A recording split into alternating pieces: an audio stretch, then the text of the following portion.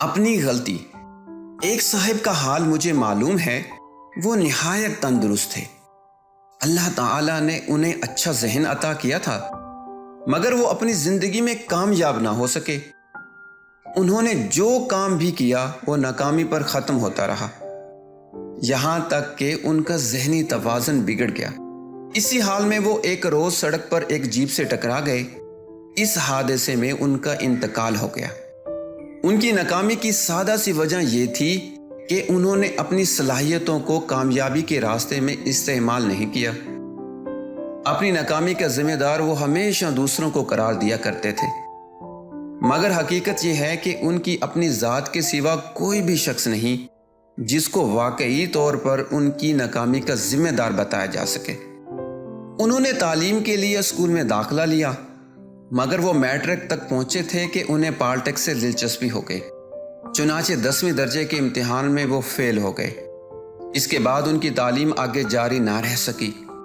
انہوں نے ایک دکان شروع کی، مگر اس کا کوئی مقرر وقت نہ تھا۔ جس وقت چاہتے وہ اپنی دکان کھولتے اور جب چاہتے اس کو بند کر دیتے۔ نتیجہ یہ ہوا کہ ان کی دکان ختم ہو گئی۔ انہوں نے ایک ملازمت کی، وہ ملازمت ان کے مفروضہ معیار سے کم تھی، چنانچہ وہ مستقل جھنجھلاہٹ میں مبتلا رہتے اور اکثر اپنے مالک سے لڑ جاتے۔ آخر کار مالک نے عاجز آ کر انہیں ملازمت سے نکال دیا۔